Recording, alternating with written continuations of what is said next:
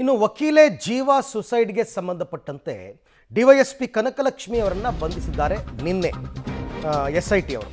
DYSP Kanakalakshmi arrest ಹಿಂದಿನ ಕಾರಣಗಳು ಏನು ಅಂತಕ್ಕಂಥದ್ದು ಪ್ರಶ್ನೆ. ವಕೀಲೆ ಜೀವಾ ಸುಸೈಡ್ ಮಾಡಿಕೊಂಡಾಗ ಡೆತ್ ನೋಟ್ ಬರೆದಿಟ್ಟಿದ್ರು, ಅದರಲ್ಲಿ ಕನಕಲಕ್ಷ್ಮಿ ಅವರ ಕಿರುಕುಳದಿಂದ ನಾನು ಸಾಯ್ತಾ ಇದ್ದೀನಿ ಅಂತ ಬರೆದಿದ್ರು. ನಿನ್ನೆ ಕನಕಲಕ್ಷ್ಮಿ ಅವ್ರನ್ನ ಅರೆಸ್ಟ್ ಮಾಡಿದ್ದಾರೆ.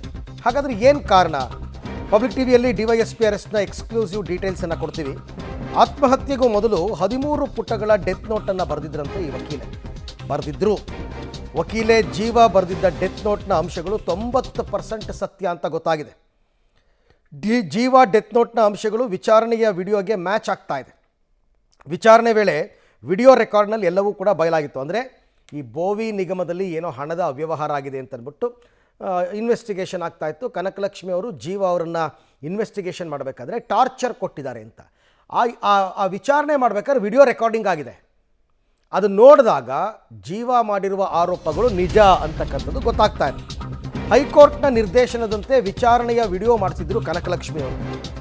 ಇವರೇನು ಪ್ರಶ್ನೆಗಳು ಕೇಳೋದು ಉತ್ತರ ಕೊಡೋದೆಲ್ಲ ಇರುತ್ತಲ್ಲ, ಅದು ಕೆಲ ವಿಡಿಯೋಗಳನ್ನು ಡಿಲೀಟ್ ಸಹ ಮಾಡಿಸಿದ್ರಂತೆ ಕನಕಲಕ್ಷ್ಮಿ. ಅದು ಗೊತ್ತಾಗಿದೆ. ವಿಡಿಯೋ ರಿಟ್ರೀವ್ನಲ್ಲಿ ಜೀವಾ ಮಾಡಿದ್ದ ಆರೋಪಗಳೆಲ್ಲವೂ ಕೂಡ ಸತ್ಯ ಅಂತ ಗೊತ್ತಾಗಿದೆ. ಅಂದರೆ ವಿಚಾರಣೆಗೆ ಅಂತ ಕರೆದು ಆ ವಕೀಲೆಗೆ ಕಿರುಕುಳ ಕೊಟ್ಟಿರೋದು ಸಾಬೀತಾಗಿದೆ.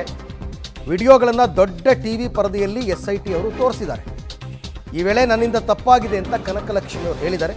ಸಾಕ್ಷಿಗಳ ಗೊಂದಲದಿಂದ SITಯಿಂದ 3ನೇ ಬಾರಿ ವಿಚಾರಣೆ. ಈಗಾಗಲೇ 2 ಸರ್ತಿ ಕರೆಸಿ ಸ್ಟೇಟ್ಮೆಂಟ್ ತೊಗೊಂಡಿದ್ರು ಕನಕಲಕ್ಷ್ಮಿ ಅವ್ರದ್ದು, ಬಟ್ ಅರೆಸ್ಟ್ ಮಾಡಿರಲಿಲ್ಲ. ನಿನ್ನೆ ಕೋರ್ಟಲ್ಲಿ ಇದು ಹಿಯರಿಂಗ್ ಇತ್ತು. ಇನ್ನು ನ್ಯಾಯಾಧೀಶರು ಪ್ರಶ್ನೆ ಮಾಡ್ತಾರಲ್ಲ, ನೀವೇನು ಕ್ರಮ ತೊಗೊಂಡಿದ್ದೀರಾ ಅಂತ. ಅದಕ್ಕೂ ಮೊದಲು ಕನಕಲಕ್ಷ್ಮಿ ಅವ್ರನ್ನ ಅರೆಸ್ಟ್ ಮಾಡಿದ್ದೀವಿ ಅಂತ ತೋರಿಸಿದ್ದಾರೆ ಪೊಲೀಸರು. ಇಲ್ಲೂ ಕೂಡ ಆಕೆಯನ್ನು ಬಚಾವ್ ಮಾಡುವಂತಹ ಕೆಲಸಗಳು ನಡೆದಿತ್ತು ಅನ್ನುವಂತಹ ಮಾಹಿತಿ ಇತ್ತು. ಬಟ್ ಕೊನೆಗೂ ಈಗ DYSP ಕನಕಲಕ್ಷ್ಮಿ ಅವ್ರನ್ನ SIT ಪೊಲೀಸರು ಅರೆಸ್ಟ್ ಮಾಡಿದ್ದಾರೆ.